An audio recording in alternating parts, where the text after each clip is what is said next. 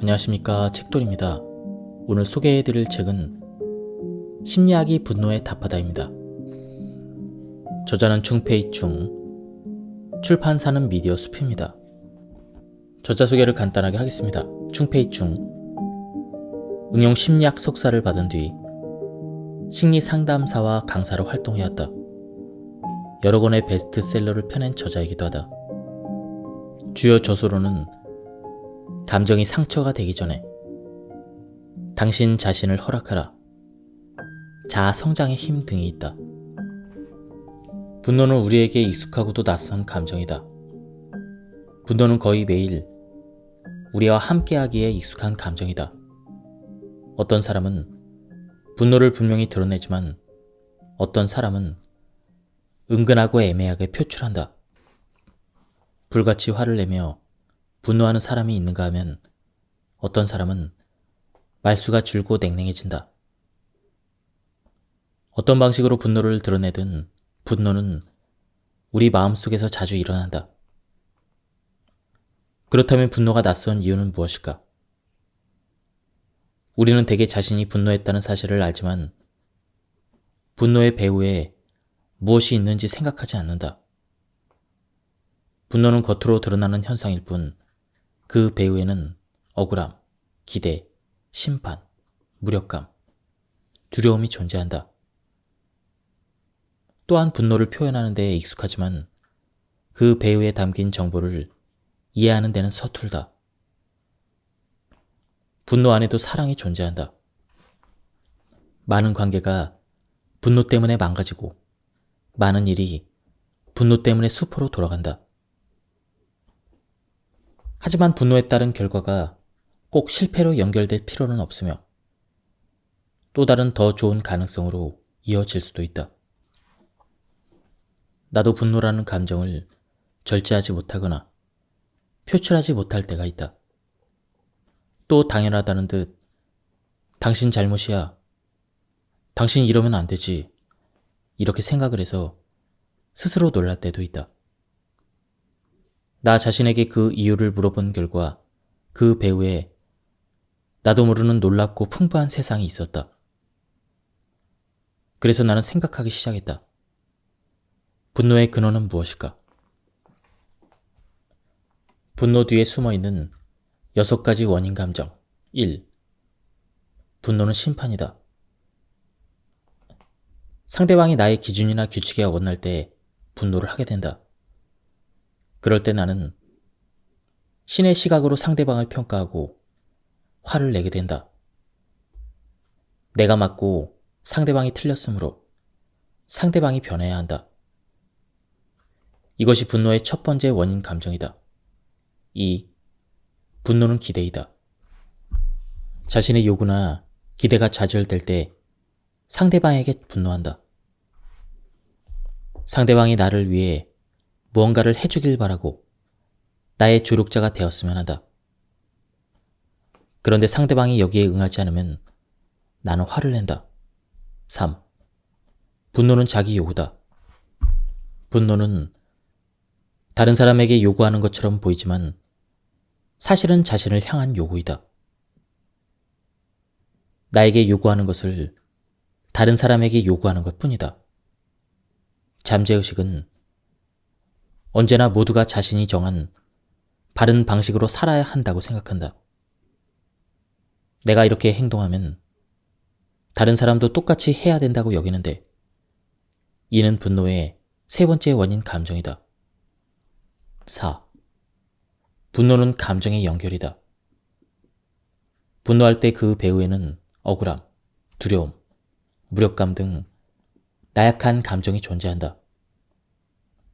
분노는 상대방이 자신의 이런 감정을 들여다보고 다독여 주길 바란다. 분노는 타인 역시 자신의 내면과 같이 억울함, 두려움, 무력감과 같은 감정을 갖도록 만들 수가 있다. 그러면 타인이 분노한 자신을 더 잘 이해할 수 있다고 생각한다. 5. 분노는 두려움이다. 사람들이 분노하는 이유는 그렇게 해야 큰 위험을 피해야 한다고 생각하기 때문이다. 분노의 배후에는 더 심각한 결과를 초래할 것 같은 두려움이 존재한다. 그래서 분노는 자기를 보호하기도 하고 타인을 보호하기도 한다. 6. 분노는 사랑이다. 분노의 배후에는 헌신이 자리한다.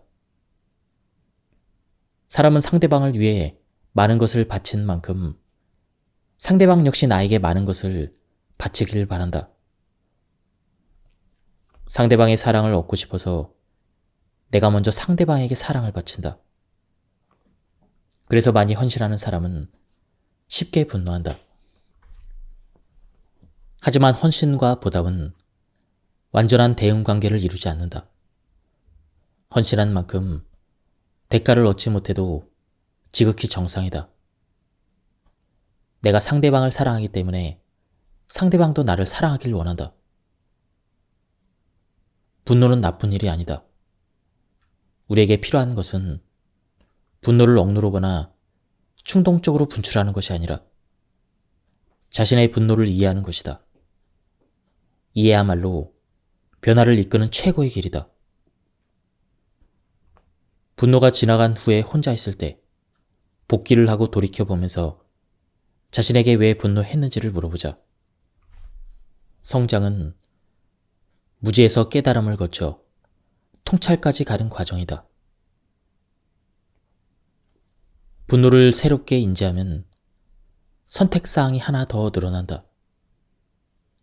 단순히 분노를 억누르는 것이 아니라 더 심층적인 측면에서 분노를 해결할 수 있다는 말이다. 기존의 단일한 시각은 익숙하고 자연스러운 반면 새로운 시각은 낯설고 이상하고 의심스러우며 거부하고 싶다. 문제를 바라보는 관점이 바뀌면 불편해질 수도 있다. 에너지가 부족할 때는 기존의 틀대로 분노해도 된다. 나중에 감정이 사그라들고 에너지가 회복한 후에 다시 한번 생각해보자. 그때 나는 어떻게 했고 왜 분노를 했는가? 그 과정에서 나는 조금씩 단단해지면서 나를 이해해야 할 가능성은 커진다. 사람들이 분노를 억누르는 데는 한계가 있다. 감정 억압에는 이성이 작용하지만 감정 표현에는 감성이 작용한다. 억압은 이성의 역량이고 표현은 감성의 역량이다. 몸 안에서 전혀 다른 힘이 움직인다는 말이다. 그런데 이성은 한계가 있고 감성은 무한하다. 따라서 분노를 억누르고 싶더라도 다음의 두 상황에서 이성은 무력화된다. 분노치가 너무 높아지면 감성이 이성을 능가하고 분노가 주도적인 위치를 차지하면서 충동적인 행동을 저지를 수도 있다. 고객에게 화를 참지 못하다가 일자리를 잃기도 하고 자녀에게 화를 냈다가 자녀가 가출하기도 한다. 모두 순간적인 분노를 참지 못해서 일어난 결과이다. 사실 화를 참지 못하는 것은 지극히 정상이다. 사람의 이성은 상한 선이 있고 끝없이 인내할 수 있는 사람은 없기 때문이다. 매일 함께하는 오랜 관계라면 갈등은 반드시 일어나기 마련이다. 그런데 감정을 항상 억누르기만 한다면 언젠가 이성을 다 소모하게 되는데 이때 자신도 모르게 감성에 의해서 움직인다. 이것이 바로 가까운 사람에게 쉽게 화를 내지만 다른 사람에게 친절한 이유 중 하나이다. 사회적 관계 또는 단기적인 관계에 놓인 타인이 불쾌함을 줬다면 이성을 발휘해서 감정을 통제하고 참을 수가 있다. 하지만 친밀한 관계에서 오랜 시간 이성으로 자신을 통제하면 피로감이 쌓인다. 잘 분노하지 않는다고 말하는 사람이 있다면 그에게는 두 가지 이유가 있다. 첫째, 그는 감정을 차단했다. 과도한 자극을 감당하기 어렵기 때문에 자신을 보호하기 위해서 자신의 감정과 연결을 끊어버렸다. 둘째, 장기적인 관계를 유지한 적이 없다. 이런 사람은 다른 사람과 오랜 시간 친밀하게 지낸 적이 없다. 따라서 거의 분노해보지 않은 사람은 사실 매우 외로운 사람일 가능성이 높다. 분노는 무언가 잘못되었다는 신호이다. 아침에 일어나 뜨거운 아메리카노를 마시다가 그만 입을 대었다. 이때 느껴지는 통증은 나의 입술이 화상을 입었을 수도 있다는 그런 경고이다. 그런데 얼른 찬물을 한 모금 마시고 통증을 완화한다. 아픔을 좋아하는 사람은 없지만 이는 꼭 필요한 감각이다.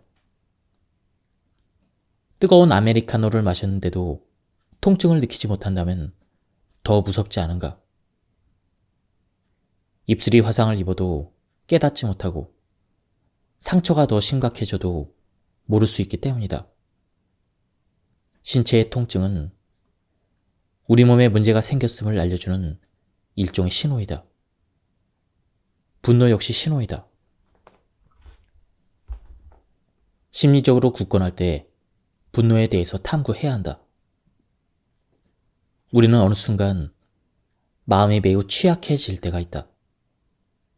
그저 위로받고 보호받고 싶을 때는 많은 것들을 생각하고 싶지 않아진다. 분노를 탐구한다는 것은 마치 자신의 몸을 수술하듯 내 몸 안에서 또 다른 자아를 끌어내어 자신의 분노를 바라보는 것이다. 이는 쉬운 일이 아니다. 따라서 나는 분노가 지나간 후에 분노에 대해서 탐구하라고 제안한다. 분노가 일어났을 때 이에 대한 탐구를 강행할 필요는 없다. 분노가 지나간 후 에너지와 여력, 관심이 있을 때 다시 상황을 복귀하며 그 당시의 분노에 대해 조금 더 깊이 생각해도 충분하다. 이 분노는 어떤 정보를 알려주는가? 이 정보를 어떻게 처리해야 하는가? 분노는 사실 하나의 도구이다. 게다가 아주 큰 에너지를 지닌 도구이다. 이 에너지를 파괴력이라고 부르며 분노의 공격성과 파괴력이 너무 크다고 생각하는 사람도 있다. 사실 파괴력도 하나의 에너지이다. 이것을 잘못 사용하면 피해를 낳지만 제대로 활용하면 창조력으로 탈바꿈할 수가 있다.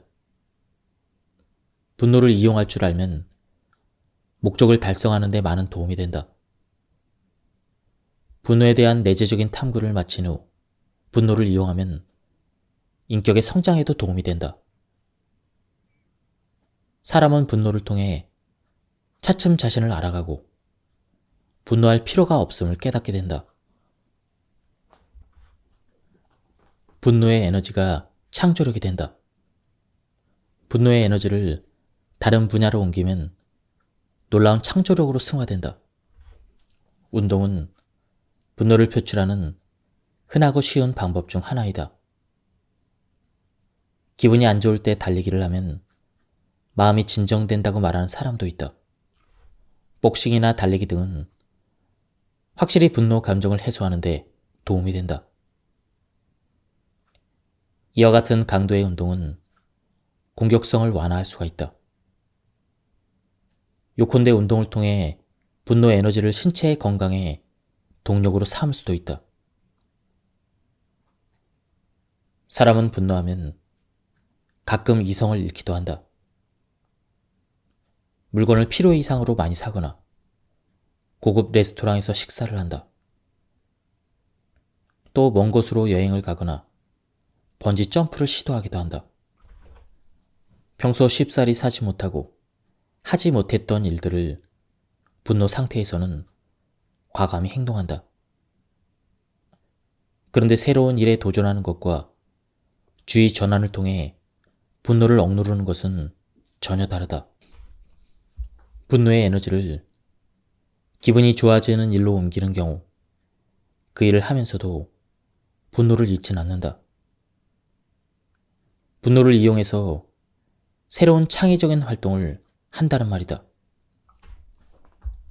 하지만 분노 에너지를 집안일이나 회사 업무 등으로 돌려서 분노를 잊고자 한다면 그것은 억압행위이다. 분노를 이용할 때는 전제가 있다. 바로 분노를 받아들이고 허락하는 것이다. 분노에 맞서지 말고 분노와 함께 일어서야 한다는 생각이 필요하다. 야생마를 다루듯 분노를 자신에게 도움이 되는 방향으로 끌고 가야 한다. 그리고 분노를 이용할 때 행동이 정상적인 방향과 멀어졌다면 바로 행동을 멈추거나 방향을 바꿔야 한다. 말을 길들이려면 적절한 방향으로 가면서 속도를 높여야 한다. 하지만 말이 갈피를 잡지 못하고 날뛰게 되면 부상을 입을 수도 있다. 나의 해석에 따라 감정이 결정된다.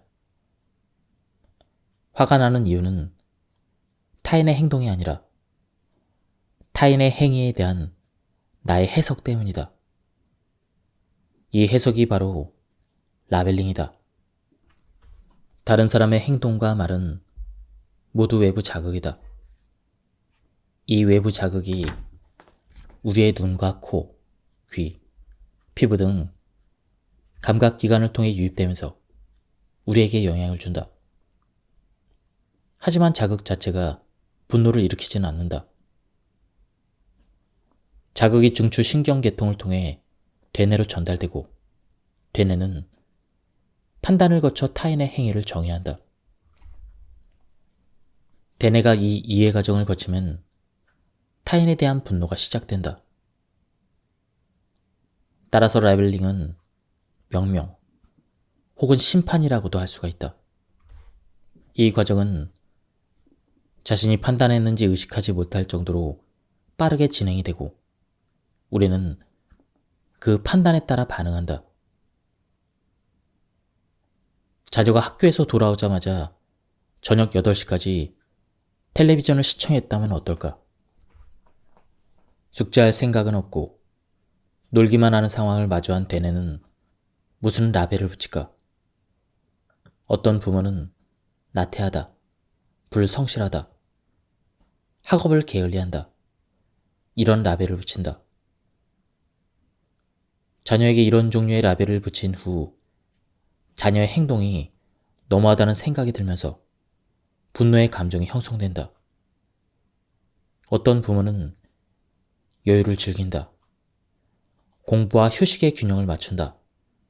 이런 라벨을 붙인다. 이들은 자녀가 자기 관리를 잘하는 것 같아서 매우 기뻐한다. 또 퇴근한 남편이 집안일에는 관심이 없고 아이와 함께 시간을 보내지도 않으며 소파에 누워있다고 가정해보자. 게다가 아내와 대화도 나누지 않고 휴대전화 게임만 한다. 그 상황을 목격했다면 어떤 라벨을 붙일 수 있을까?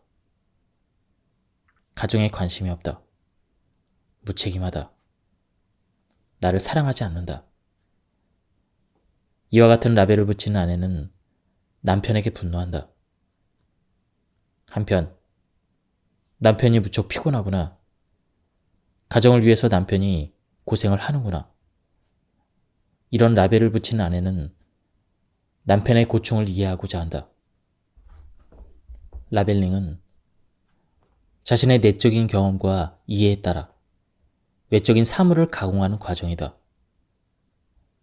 이 과정이 그 다음의 감정을 결정한다. 따라서 분노에 대해서 탐구하기 전에 먼저 라벨을 찾아야 한다.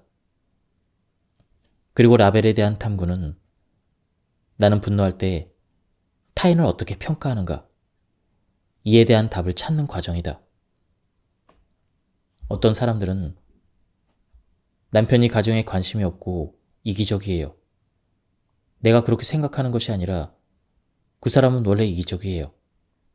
사실이에요. 모두 그가 이기적이라고 생각하거든요. 이렇게 말한다. 또 어떤 사람들은 우리 아이가 숙제를 하는 모습을 보면 정말 답답해요. 모두가 느끼는 사실이에요. 선생님도 그렇게 말씀하셨어요. 이렇게 말한다. 사실이란 무엇일까? 사실은 객관적이고 관찰자가 달라져도 바뀌지 않는다. 돌 하나의 무게가 2kg이라면 누가 재도 2kg이어야 한다. 그런데 다른 관찰자도 위에 남편이 이기적이고 자녀가 답답하다고 말할까? 남편 자신도 본인이 이기적이라고 생각할까? 위 사례의 아이도 자신을 답답하다고 생각할까? 이들은 자신을 그렇게 평가하지 않을 것이다. 이기적이고 답답하다는 것은 개인의 시각에서 본 라벨이다. 누군가에게 내린 이기적이다, 우둔하다, 믿을 수가 없다, 냉정하다와 같은 평가는 우리의 대뇌가 만들어낸 판단이다. 그것은 객관적인 사실이 아니다. 그런데 우리는 이것이 개인적인 평가라는 것을 깨닫지 못하고 객관적인 사실이라고 오해한다. 우물 안의 개구리를 생각해보자. 자신이 가진 자신의 인지틀 안에 갇힌 사람은 자기 생각만이 사실이라고 여긴다. 다른 사람이 설명을 해도 이들은 상대방이 사실을 부정한다고 생각하고 더욱 분노한다. 이들의 분노에 담긴 의미는 이렇다. 당신이 어떤 사람인지는 내가 결정한다. 반드시 나에게 동의해야 된다. 반박할 필요는 없다. 라벨링은 대개 다른 사람을 주의 깊게 관찰하지 않는 행위에서 이루어진다. 하지만 상대방에게 어떠한 라벨을 붙이면 그 사람의 진면목을 알아볼 동력을 상실하게 된다. 일단 라벨을 붙이면 우리는 라벨링 했다는 사실을 망각하고 다른 탐색을 할 가능성을 포기한다. 자신이 이해한 바에 집착하면 그 사람의 진짜 모습을 볼 수가 없다. 부모가 자녀에게 넌 너무 게을러, 너무 멍청해 이렇게 말한다면 어떨까? 이런 라벨을 붙인 부모는 게으름과 멍청함에 분노하느라 자녀가 왜 그런 행동을 하는지, 자녀에게 무슨 일이 있는지 차분히 생각할 기회를 놓쳐버린다. 아내가 남편에게 당신은 너무 무책임해요. 너무 무능하고 이기적이에요. 이런 일반화된 라벨을 붙이면 아내는 남편이 왜 그런 행동을 하는지, 남편에게 무슨 일이 있는지 알아볼 흥미를 잃어버린다. 사실 다른 사람에게 라벨을 붙여도 무방하다. 상대방이 라벨을 인정하면 분노할 일도 없다. 그런데 상대방이 나의 관점에 완전히 동의하기란 매우 어려운 일이다. 그리고 상대방이 자신의 행동에 내린 해석이 나와 다르면 분노가 일어난다. 따라서 누군가에게 분노하기 전에 생각해야 될 문제가 있다. 그 일이 일어났을 때 내가 붙인 라벨은 무엇인가? 상대방이 나에게 붙인 라벨은 무엇인가? 두 사람의 라벨이 다르면 어떻게 해결해야 되는가? 분노를 해결하려면 서로 붙인 라벨이 다르다는 것을 인지해야 한다. 그리고 그 라벨의 차이를 해결해야 한다. 분노는 우리가 어떤 특성을 중시하는지 알려준다. 상대방과 소통을 하려면 내가 붙인 라벨을 드러내야 한다. 이 일은 나에게 뭐뭐를 대변해. 이런 문제는 나에게 아주 중요해. 이것은 내 인생의 중요한 가치관이야. 내가 중시하는 부분을 신경 써주면 좋겠어. 한 친구가 나에게 말했다. 아이가 스스로 주말 계획을 세웠어. 나는 아이를 존중하고 싶어서 하루 종일 간섭하지 않았어. 그런데 저녁 8시쯤 확인해 보니까 놀기에 바빠서 숙제를 다 하지 않았더라고. 내 믿음을 저버린 아이에게 너무 실망해서 크게 화를 내버렸어. 친구는 자녀의 행동에 나의 믿음을 저버렸다는 라벨을 붙였다. 반면 자녀는 엄마가 자신에게 어떤 라벨을 붙였는지 알까? 그저 숙제를 하지 않아서 엄마가 화를 냈다는 것만 알고 있다. 믿음을 저버려서 화가 났다는 사실은 영원히 알지 못하고 그저 엄마는 너무 가혹해 라고 생각할 뿐이다. 분노 감정이 일어날 때 자신에게 몇 가지 질문을 해보자. 나는 무엇을 중시하는가? 상대방은 내가 무엇을 중시하는지 알고 있는가? 내가 중시하는 것을 상대방에게 알려주었는가? 소통하는 과정에서 설명은 매우 중요한 요소이다. 상대방에게 그것이 왜 중요한지 설명을 해야 상대방이 나의 기분을 이해하고 배려해 줄 가능성이 생긴다. 한 남성이 나에게 하소연을 했다. 저는 아버지와 일주일에 한 번씩 전화를 합니다. 아버지에게 월요일 저녁 8시 30분에 전화 드리겠다고 말했는데 아버지가 저녁 7시 30분에 저에게 전화를 하셨어요. 회사에서 회의 중이었던 저는 순간 화가 났죠. 그래서 곧장 사무실 밖으로 나가 왜 전화 드린다고 했는데 전화했냐고 소리를 질렀어요. 그는 아버지에게 월요일 저녁 8시 30분에 전화하겠다는 약속을 했다.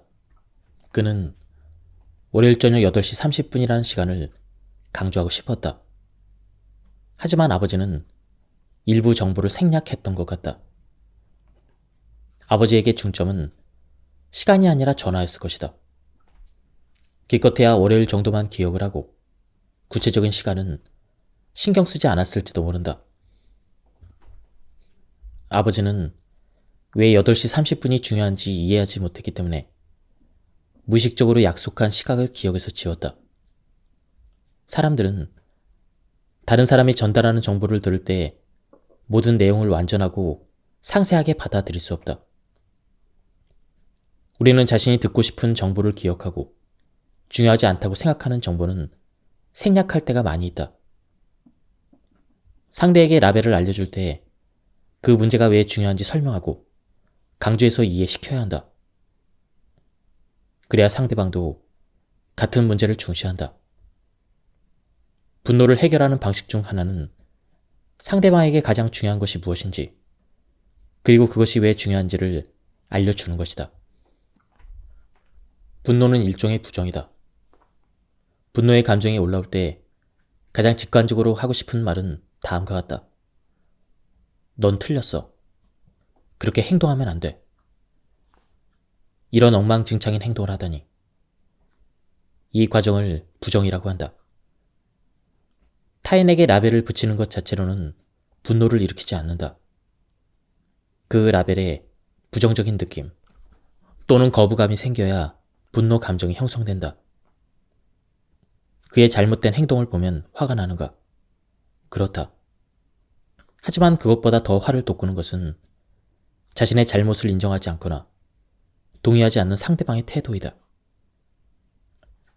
그러면 새로운 충동이 일어나고 더 화가 나면서 그가 잘못을 인정하도록 하고 싶다. 그래서 분노는 이렇게 말한다.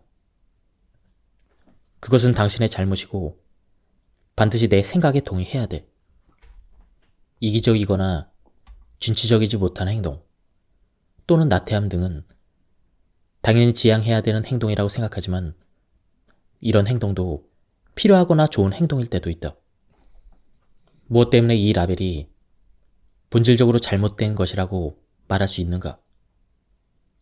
단지 당신이 틀렸다고 생각하면 그것들이 정말 틀린 걸까? 이기주의를 예로 들어보자. 나는 왜 이기주의가 잘못된 것인지 잘 모르겠다. 나는 이기적인 사람이 이기적이지 못한 사람보다 훨씬 기분 좋게 산다고 생각한다. 이기적인 사람은 그렇지 않은 사람보다 더 오래 산다. 이기주의가 잘못이라면 억누르고 사는 사람보다 기분 좋게 사는 사람이 틀렸고 오래 사는 사람이 틀렸다는 논리로 바뀌어야 한다. 하지만 이기적이면 미움을 받는다. 심지어 비난과 질책을 피하기 어렵다. 삶의 유쾌함이라는 관점에서 보면 이기주의는 좋은 것이고 맞다. 하지만 타인과의 관계를 생각하면 이기주의는 유해하고 틀렸다. 세상에 옳고 그름의 구분이 있을까? 있다. 하지만 옳고 그름을 논의하기 전에 관찰자와 기준이라는 두 요소를 명확히 해야 한다. 옳고 그름은 존재한다. 그런데 누가 그 기준을 정했는지에 따라 옳고 그름이 정해진다. 나의 관점으로 보면 그는 틀렸다. 하지만 그의 관점에서 보면 그것은 맞다.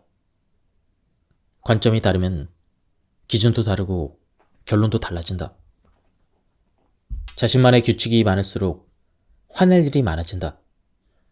규칙은 마음속에 묻어놓은 지뢰와 같다. 나와 교류하는 누군가는 지뢰를 밟는다. 지뢰가 많을수록 지뢰를 건드릴 확률이 높아지고 폭파될 가능성도 커진다. 마찬가지로 마음속에 내재된 규칙이 많을수록 누군가가 규칙을 건드릴 확률이 높아지고 그만큼 쉽게 분노한다. 내 부모에게 다음과 같은 규칙이 내재되었다고 가정해보자. 사람은 위생적이어야 한다. 사람은 시간을 준수해야 한다. 사람은 성실해야 한다. 사람은 용감해야 한다. 사람은 예의를 지켜야 한다. 사람은 절약해야 한다. 사람은 민첩해야 한다. 위와 같은 부모와 함께 산다면 부모와 자녀 모두 어떤 기분이 들까? 혼인관계도 마찬가지다. 내재된 규칙이 매우 많은 배우자를 만나면 어떻게 될까? 치약은 어떻게 짜야 하는지, 물건을 구매할 때 가격은 어떻게 흥정을 해야 되는지, 적은 돈은 어떻게 관리해야 되는지 등 작은 문제부터 큰 문제까지 모두 자신만의 생각이 있다. 이 규칙이라는 지뢰가 어디에 묻혀 있는지, 구체적으로 어떤 종류인지는 당사자도 잘 모른다. 하지만 분노하는 순간 규칙이 드러나고 그제야 그에게 이런 규칙이 있었구나 라고 깨닫게 된다. 요컨대 분노에도 장점이 있다. 분노는 마음속에 어떤 지뢰가 있는지 알려준다. 분노를 통해 그 규칙을 스스로 발견할 수도 있다. 경직된 사람은 분노를 선택한다. 이들은 자신의 규칙을 다시 고찰할 능력이 없다.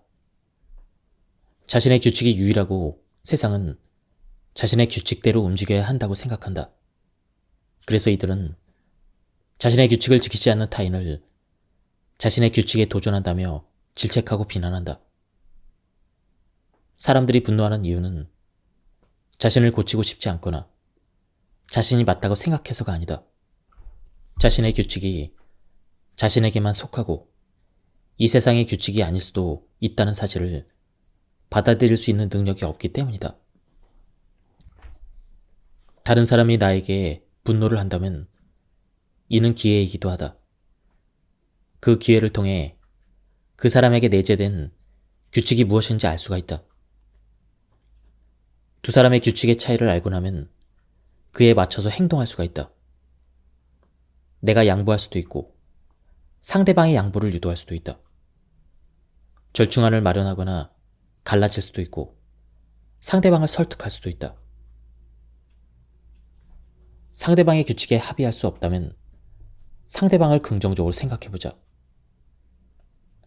상대방에게 자아가 있다는 것은 좋은 일이다. 상대방과 내가 독립적인 사람이고 충돌과 갈등이 생길 수도 있으며 동시에 생명력이 있음을 대변한다. 상대방의 나의 규칙대로 살면 그 사람은 나의 꼭두각시, 나의 로봇이 된다. 이건 좋은 일이 아니다. 나에게 배우자가 있다고 상상해보자. 배우자는 나와 완전히 같은 규칙을 가지고 있고 이를 어긴 적이 없다. 그는 나와 싸우더라도 곧 포기하고 나를 따른다. 이런 배우자와 함께 살면 어떤 기분일까? 이번에는 자녀가 있다고 생각해보자. 자녀는 나의 교육 철학을 완전히 받아들이고 내가 가르치는 모든 것에 동의하고 적극적으로 실행한다. 아이는 반항한 적이 없으며 반항을 해도 내가 불만을 드러내면 바로 자신의 규칙을 포기하고 나를 따른다. 이런 아이를 원하는가? 분노가 괴롭기는 해도 우리에게 알려주는 사실이 있다. 상대방은 독립적이고 주관과 자아가 있는 개체이다. 나의 장난감이나 노예가 아니며 내 마음대로 부릴 수 없다. 서로의 의견이 달라 갈등이 발생하면 효과적인 수단을 동원해서 협상을 하고 소통하면서 관계를 조율해야 한다.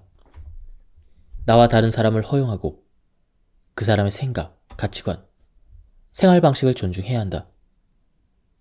나와 다른 부분을 받아들여야 그 사람의 진정한 모습을 볼 수가 있다.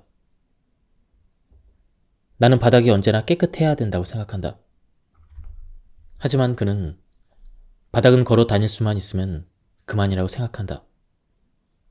더러운 바닥을 참지 못하겠다면 그의 의견을 구할 수가 있다. 바닥 청소해도 될까? 우리의 공간이잖아. 나는 아이를 사랑과 지지로 보호해야 된다고 생각한다.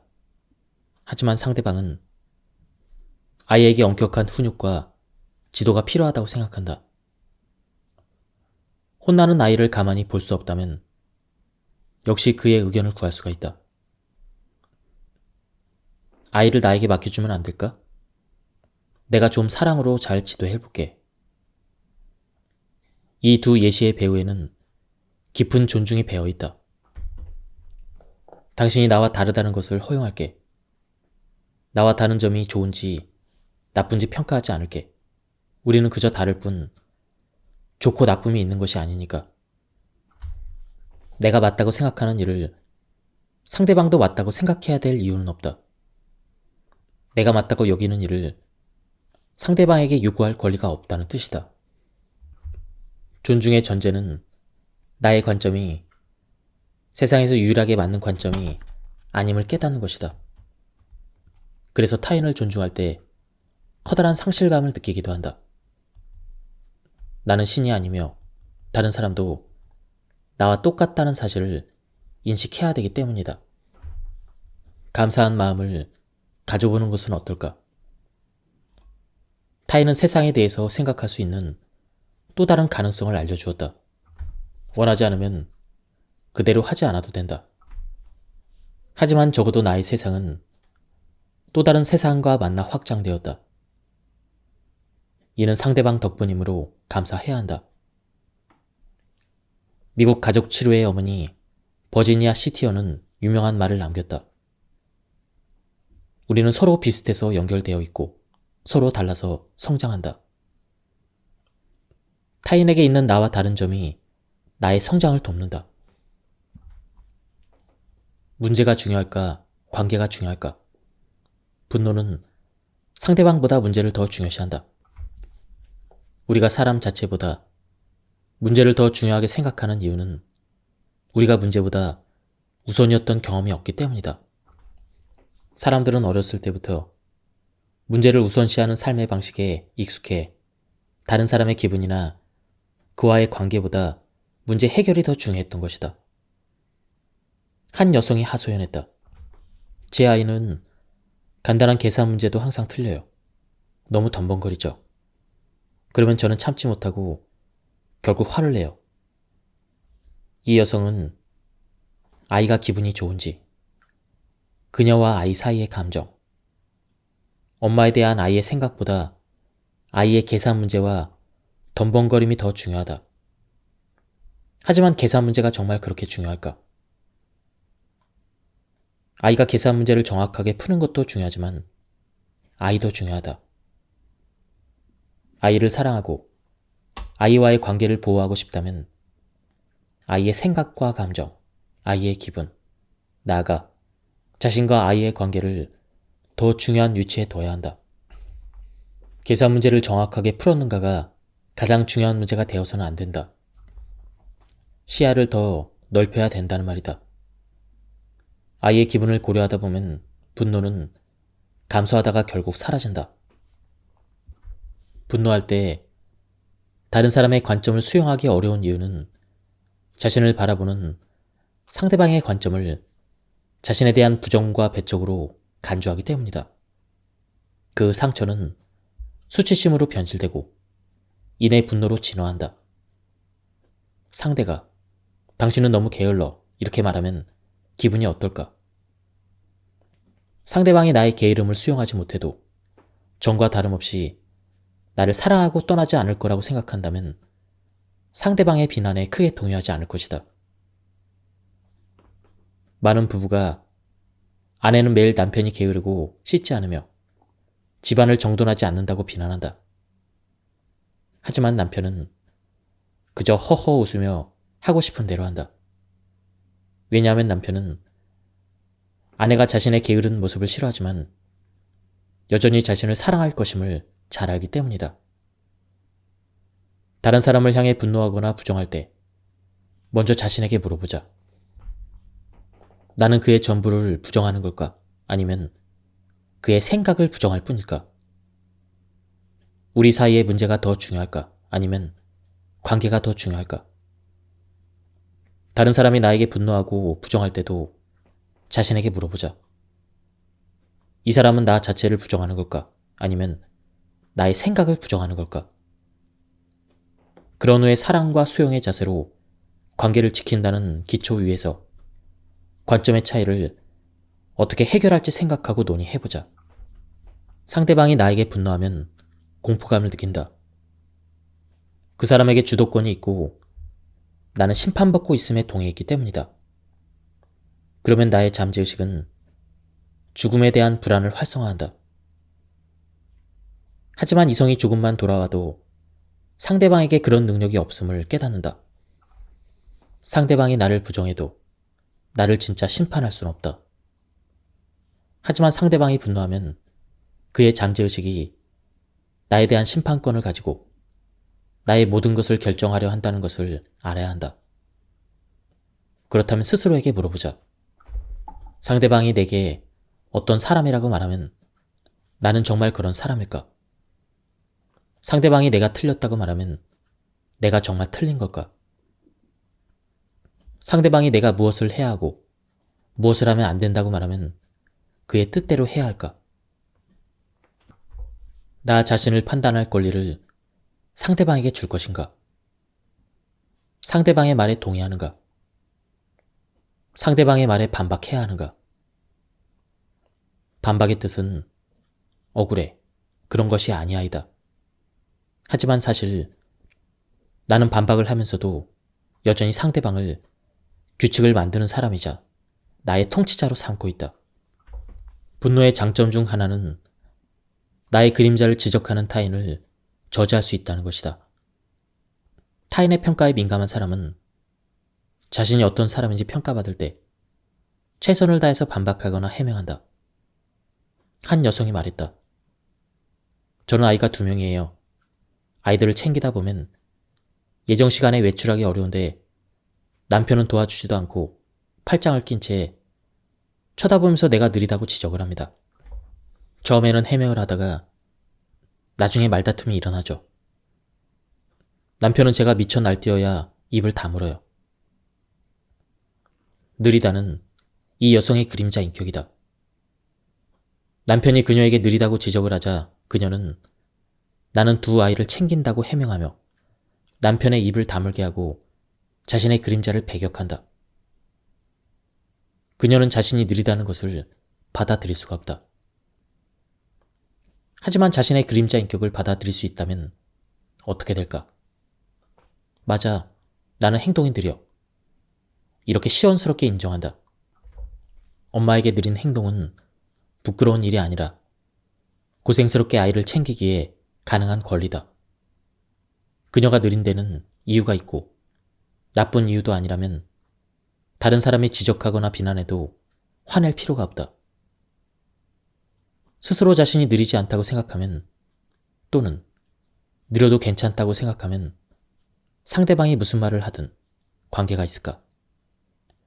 굳이 그렇게 자신에 대한 평가를 배격할 필요가 있을까? 우리의 잠재의식은 내 문제를 지적하는 타인을 제지하면 그 문제는 존재하지 않을 거야. 이렇게 생각한다. 사실 이는 눈 가리고 아웅하는 것이다. 우리가 살아가는 동안 다양한 평가와 마주한다.